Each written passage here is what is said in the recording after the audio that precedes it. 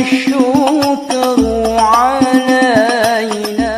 Assalamualaikum warahmatullahi wabarakatuh.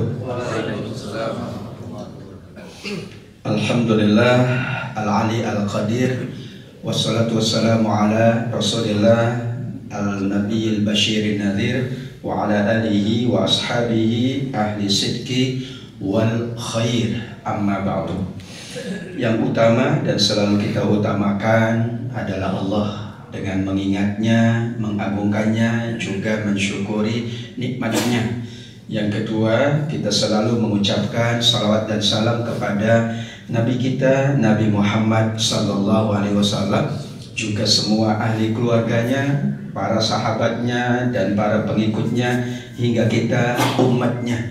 Mudah-mudahan kita mampu mengamalkan semua tuntunan Nabi hingga kita semakin layak mendapatkan syafaat di yaumil qiyamah. Amin ya rabbal alamin. Kailah pada siang hari ini masih melanjutkan tafsir Al-Qasasi, tafsir kisah-kisahnya para nabi. Hari ini memasuki nabi kita, Nabi Yunus alaihissalam. Saya bagi dalam 4 bab pembahasan. Siapa itu Nabi Yunus? Kemudian Yunus menurut ayat-ayat Al-Quran. Dan yang ketiga adalah doa dari Nabi Yunus yang sangat khusus.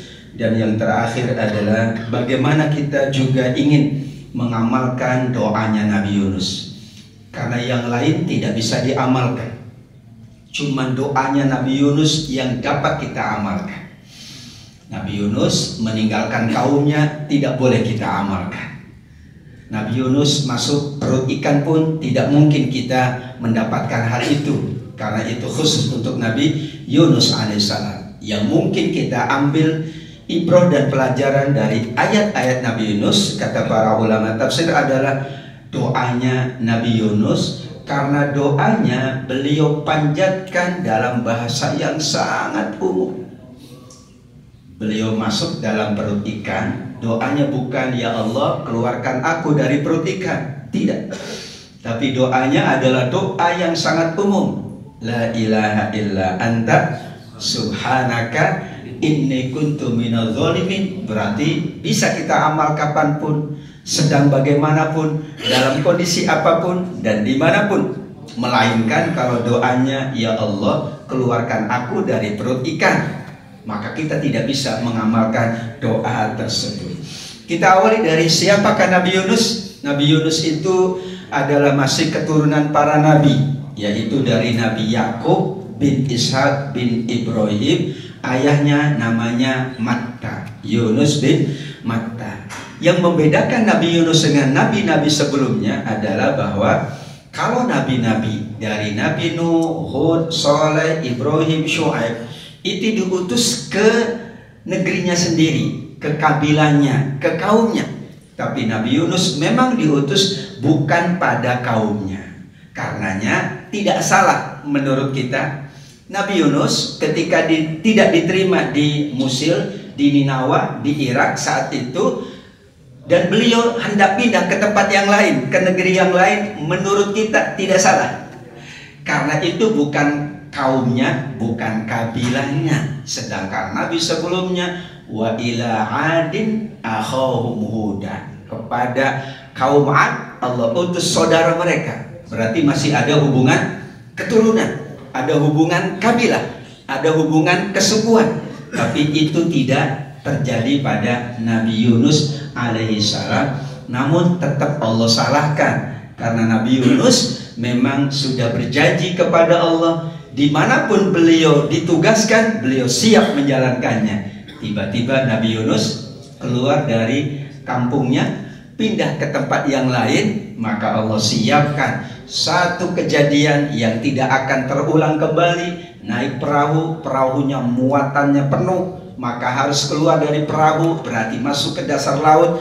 Diperintahkanlah ikan itu untuk memangsa Nabi Yunus, tetapi bukan untuk mencelakakan, apalagi membunuhnya, hanya sebagai media. Allah selamatkan Nabi Yunus dengan melalui ikan yang sangat besar. Ada yang memahami ikan nun, ada yang memahami pula ikan Hud.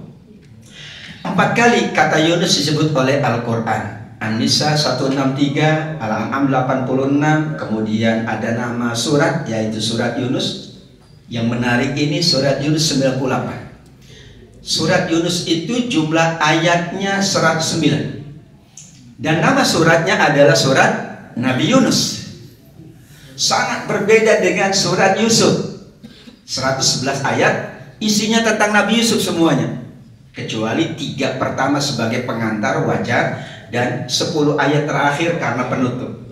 Tapi surat Yunus 109 ayat yang bicara tentang kaum Nabi Yunus itu cuma 1 ayat, Yunus 98. Yang lainnya tidak membahas Nabi Yunus. Namun begitu tentu memiliki hikmahnya. Salah satunya tadi, Nabi Yunus berbeda dengan nabi-nabi sebelumnya. Nabi Yunus pun dibedakan lagi oleh Allah dengan nabi-nabi sebelumnya. Kalau tadi Nabi diutus kepada kaumnya, Nabi Yunus awalnya tidak, kemudian Allah pilih yang lain nanti. Dan Nabi Yunus lah satu-satunya Nabi di mana kaumnya itu ketika Nabi Yunus meninggalkan mereka tidak diperlakukan apapun oleh Allah. Ingat Nabi Lut? Nabi Lut keluar, negerinya dibalikkan oleh Allah buminya. Nabi Hud sama juga. Nabi Hud keluar, kaumnya Adi binasakan oleh Allah. Tapi kata Allah, illa qauma Yunus, kecuali kaumnya Nabi Yunus. Maka karena itulah surat Yunus 98 adalah ayat yang sangat unik dibanding ayat-ayat yang lain. As-Saffat 139 cerita Nabi Yunus dari mulai awal hingga kemudian beliau diselamatkan ke permukaan laut atau ke pinggir laut, ke pantai, dan kemudian beliau kembali ke Ninawa, dan disitulah semua kaumnya sudah beriman kepada Allah. Nabi Yunus ada, nggak ada yang mau. Nabi Yunus pergi, semuanya mau. Ini adalah hidayah. Tidak ada yang tahu hidayah itu kapan, di mana, bagaimana. Yang paling tahu hanya Allah Subhanahu wa Ta'ala. Nabi Yunus disebut oleh Allah dengan Zunnun atau Zannun. Wa zannuni idzahaba mughadiban. Artinya adalah orang yang pernah berada di dalam perut ikan nun. Ikan nun itu ya sama dengan ikan hut. Tapi maknanya ada yang memahami ikan paus atau ikan hiu. Tetapi kalau kita rujuk di dalam kamus bahasa Arab, nun dan hut itu ikan yang paling besar. Karena sekarang ikannya sudah tidak ada itu. Kalau kita lacak sekarang, ikan yang dulu memangsa Nabi Yunus sudah tidak ada. Maka Allah menyebutnya wazannun, Nabi yang pernah berada di dalam perut ikan nun. Mau ikan hiu nggak ada masalah, mau ikan paus nggak ada masalah. Yang penting ikan yang paling besar, gitu ya. Karena nggak mungkin kalau ikannya kecil nggak cukup itu perutnya. Fisiknya Nabi Yunus masuk ke dalam perutnya. Disebut juga dengan Sahibul Hud di surat Al-Qalam ayat 48. Itulah 4 ayat sebenarnya kata Yunus. Tetapi ada ayat yang lain yaitu Al-Anbiya 87 tidak menyebut kata Yunus. Al-Qalam 48 tidak menyebut kata Yunus. Tetapi dimasukkanlah oleh para ulama tafsir tematik bahwa itu maksudnya tidak ada lain kecuali Nabi Yunus. Karena gak ada Nabi yang pernah masuk perut ikan. Kecuali kalau ada, silakan. Semua penafsir mengatakan Zunnun, Sahibul Hud itu pasti Nabi Yunus. Maka dimasukkanlah 2 ayat ini menjadi ayat-ayat yang menyebut kata Yunus di dalam Al-Quran Al-Karim. Ini ayatnya yang pertama tadi An-Nisa 163. Kemudian Al-An'am 86 sama saja ya. Allah menyebut beberapa nabi yang pernah Allah utus dan Nabi Yunus termasuk di dalamnya. Berarti Nabi Yunus adalah salah seorang dari nabi-nabi utusan Allah. Demikian juga ada Nabi Ismail, Ilyasa, Nabi Yunus dan Nabi Lut. Kemudian ini ayat 98 surat Yunus yang tadi disampaikan, satu hal yang memang Allah istimewakan Yunus meskipun beliau ditegur oleh Allah, tapi kaumnya malah tidak diperlakukan seperti kaum-kaum dahulu manakala nabinya pergi dari kampung halamannya, negerinya, kampung halamannya dibinasakan oleh Allah. Tapi kaum Nabi Yunus tidak. Allah berikan waktu untuk mendapatkan kesenangan hingga waktu yang Allah tetapkan. Dan Yunus adalah benar-benar salah seorang dari utusan Allah. Ada ayat lain, yaitu 3 ayat yang memang Allah khususkan bukan tentang cerita Nabi Yunus, dakwahnya, cerita masa kecilnya, cerita bersama kaumnya, tapi ceritanya adalah cerita doanya Nabi Yunus. Maka dikatakan inti dari ayat-ayat tentang Nabi Yunus adalah ayat doa, dengan alasan doanya doa yang umum. Ya, kalau doanya doa khusus, ya memang sebagaimana Nabi Isa pernah berdoa doa Nabi khusus, doa khusus. Kita kalau mengamalkan nggak akan dikabulkan, karena Nabi Isa doanya Rabbana anzil alaina ma'idatan minas sama. Ya Allah, turunkan hidangan langsung dari langit. Silakan kita berdoa, nggak bakalan turun itu hidangan dari langit, kecuali kita dikhususkan oleh Allah. Tapi Nabi Isa dikhususkan, maka ada doa khusus untuk Nabi Isa alaihissalam, ada doa khusus untuk Nabi Muhammad sallallahu alaihi wasallam. Doanya Nabi Yunus, subhanallah, beliau ingin memberikan tuntunan kepada kita semua. Doanya aku berada di dalam perut ikan, aku doanya yang umum-umum saja, sehingga aku bisa, atau doaku bisa dipakai oleh seluruh umat manusia manakala menghadapi ujian, bencana, dan lain sebagainya. Inilah doanya Al-Anbiya 87 wa Dzannun. Dan ingatlah kisah Dzannun, yaitu Nabi Yunus ketika ia pergi dalam keadaan marah. Lalu ia menyangka bahwa Allah tidak akan mengujinya, mempersempitnya, menyulitkannya. Maka dalam keadaan gelap, gelapnya lautan, gelapnya waktu malam, dan gelapnya perut ikan. Dikatakan oleh Imam As-Sa'di ada 3 kegelapan, di mana kegelapan itu perut ikan itu gelap, lautan itu gelap, dan terjadinya malam hari. Bayangkan naik perahu malam hari, tidak ada alat penerangan, maka disebutlah dzulumatin salah, 3 kegelapan. Namun dalam keadaan gelap itulah Allah langsung perkenankan. Al-Anbiya 87 doanya, bayangkan cuma 1 ayat, 88 langsung Allah kabulkan. Maka kami perkenankan doanya, kami selamatkan daripada kedukaan. Dan begitulah cara Allah menyelamatkan orang-orang yang beriman. Luar biasa ya. Makanya dikatakan doa malam hari itu doa mustajab, apapun doanya. Karena Nabi Yunus berdoanya juga bertepatan dengan waktu malam. Memang kejadiannya malam, dan gelapnya luar biasa. Gelapnya lautan, gelapnya waktu malam, ditambah dengan gelapnya perut ikan. Kalau kita bahas kenapa doanya doa umum tetapi sangat mustajab, yang nanti disampaikan oleh para ulama, karena inti dari doa itu adalah 3 unsur. Salah anasir ad-doa. Pertama adalah tauhidullah. Maka orang berdoa niscaya membaca asma Allah atau mengagungkan dan memuji Allah, apapun itu namanya. Mau alhamdulillahirabbil alamin, mau subhanallah, mau la ilaha illallah. Kenapa? Karena unsur pertama seorang hamba jika ingin berdoa memperbaiki hubungannya dengan Allah.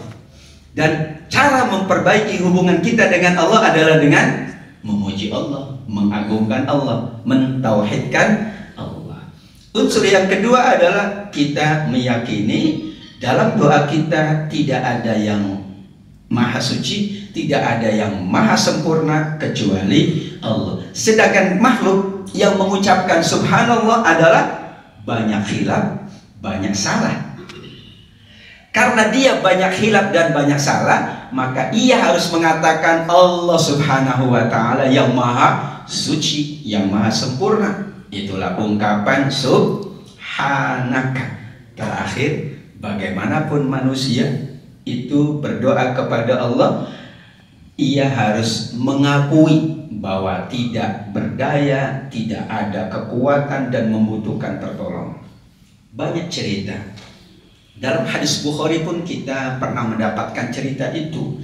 3 orang yang terperosok di dalam gua. Mereka mengatakan bahwa mereka tidak berdaya kecuali Allah. Tidak mungkin ada yang menolongnya karena keadaannya sulit. Bertiga saja itu. Dan itu di hutan yang jauh dari pemukiman. Tidak ada yang mungkin menolongnya kecuali Allah. Maka itulah ketika orang merasakan lemah, tidak berdaya. Ada hadis yang lain yang sering kita bahas juga. Doa yang mustajab itu diantaranya untuk 3 golongan. Yang pertama adalah doa orang yang mazlum, terzolimi. Kalau terzolimi kan pasti lemah, tidak berdaya, tidak punya apa-apa. Ia hanya membutuhkan pertolongan Allah. Maka itulah inni kuntu minal zalimin. Sedangkan subhanaka tadi dijabarkan juga di surat As-Saffat 143-144. Falaula annahu kana minal musabbihin. Kalau kita tadabburi, Masya Allah, kalau Nabi Yunus tadi tidak banyak bertasbih mengingat Allah, kata Allah ini, dia akan tetap tinggal di perut ikan itu sampai hari berbangkit. Hanya dengan subhanallah terbuka semuanya. Maka subhanallah adalah ungkapan yang paling dicintai oleh Allah. Bayangkan kalau dia tidak mengatakan la ilaha illa anta subhanaka, maaf kata Allah, Anda di perut ikan itu sampai hari berbangkit. Ikannya panjang umur, Allah Maha Kuasa. Ikan kamu umurnya sampai kiamat, siap. Kalau ikan itu Allah berkehendak, segalanya akan terjadi. Tapi Allah memberikan panduan kepada bimbingan kepada Nabi Yunus, dan Nabi Yunus menyampaikan itu, la ilaha illa anta subhanaka inni kuntu minal zalimin. Sebagaimana juga ada doanya dari Abu Bakar As-Siddiq radhiyallahu anhu yang diajarkan oleh Nabi ketika sholat. Ternyata ada kata inni zolamtu nafsi zulman katsira wala yaghfiru dzunuba illa anta. Doa pertama Allah ajarkan kepada nabinya Nabi Adam adalah Rabbana zolamna anfusana. Jadi sesuai itu ya. Kalau kemudian dibahas doanya Nabi Yunus, doanya Nabi Adam, dan doanya Nabi Muhammad yang beliau ajarkan kepada Abu Bakar As-Siddiq radhiyallahu anhu. Disinilah kenapa ada doa yang umum dari Nabi Yunus, padahal 3 unsur sudah terpenuhi, sehingga istijabatul doanya cuma 1 ayat. Biasanya doa itu setelah beberapa ayat baru Allah kabulkan. Misalnya Nabi Zakaria dari surat Maryam ayat yang kedua, ketiga, itu baru nanti ayat ke berapa ya, antara 10 ke atas, barulah Allah kabulkan. Panjang kan ceritanya. Ini cerita ayat aja panjang, cerita kehidupannya juga panjang.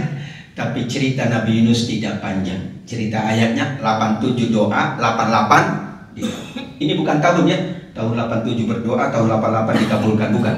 Bukan menit juga, menit 87, menit 88. Ini soal ayat, tapi ceritanya kita tidak tahu. Tapi tidak sepanjang ceritanya Nabi Zakaria alaihissalam. Kenapa beda? Nabi Zakaria kan minta keturunan, dan harus Allah subhanahu wa ta'ala berikan tuntunan sunnatullahnya, istrinya itu harus sehat dulu.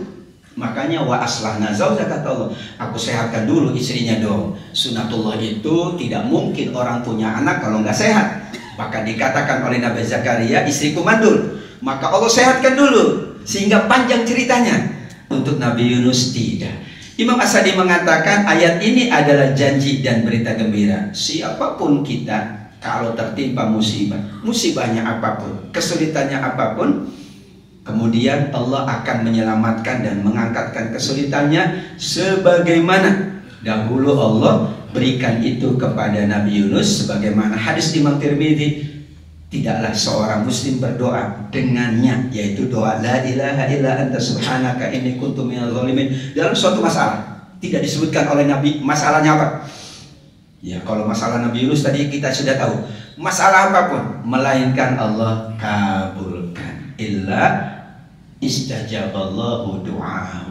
Maka itulah rahasia dari doa umum Nabi Yunus alaihissalam. Mudah-mudahan kita dapat mengamalkan doa tersebut. Dan kita yakini bahwa doa itu adalah juga petunjuk dari Allah karena ada di dalam Al-Quran.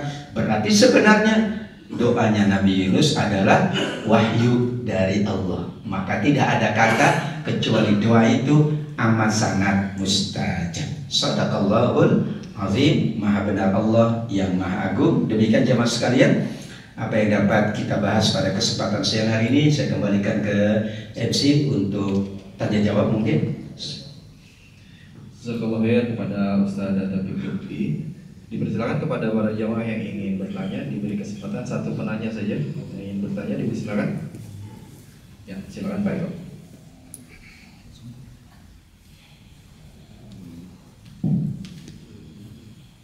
Waalaikumsalam Ustaz. Waalaikumsalam. Dijelaskan, mungkin karena saya belum tahu apakah di apa juga dijelaskan yang menjadi latar belakang Nabi Yunus itu meninggalkan kaumnya itu, apakah memang ada perbuatan terlarang yang dilakukan oleh kaumnya, atau mungkin karena Nabi Yunus tidak mampu untuk mendakwahi nilai-nilai yang dipesankan pada Allah melalui beliau. Baik, terima kasih Pak. Nabi siapapun pasti lebih sabar dari kita, lebih tangguh dari kita, lebih baik dari kita. Tetapi Allah Subhanahu wa ta'ala menguji para nabi juga di atas ujian kita. Jadi Nabi Yunus itu ketika berada di Ninawa, di Mosul, kalau sekarang di Irak, beliau tiap hari mengajak menyembah Allah, tapi semuanya tidak ada yang mau mendengar. Ya, dan itu berlangsung dikatakan beberapa tahun lamanya. Saat itulah menurut logika beliau, mungkin logika kita, kalau aku pindah ke tempat lain, mungkin tempat lain akan menerima ajakanku.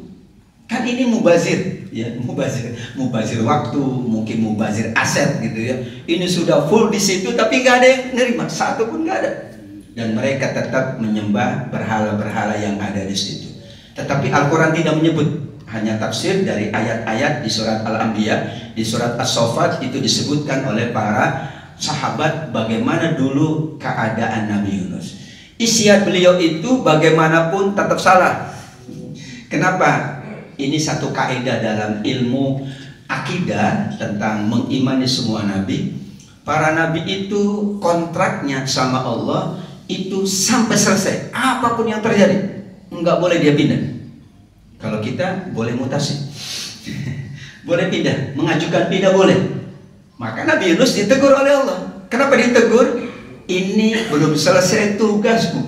Tetapi yang menarik adalah saat beliau keluar, kemudian dimakan ikan, pulang lagi ke kampungnya, semuanya sudah beriman. Fa'amanu famata'nahum ilahi. Maka ada kecuali, kata Allah. Surat Yunus 98 dan surat As-Saffat 130. Pengecualian itu yang menarik, bahwa meskipun Nabi Yunus ditegur oleh Allah, bahkan dihukum oleh Allah, tapi pada akhirnya Allah berikan keutamaan kepada Nabi Yunus. Tanpa berpenat lelah, tanpa berpeluh-peluh, ternyata ketika pulang semuanya sudah beriman. Tadinya beliau di situ nggak ada yang mau, beliau pergi malah semuanya mau, sehingga hidayah tidak ada yang tahu, hanya Allah Subhanahu wa ta'ala. Kita usaha saja, kita berdoa saja, insya Allah semuanya yang terbaik untuk kita, keluarga kita, dan siapapun yang kita doakan kebaikannya. Demikian Pak, terima kasih. Wallahu a'lam bishawab.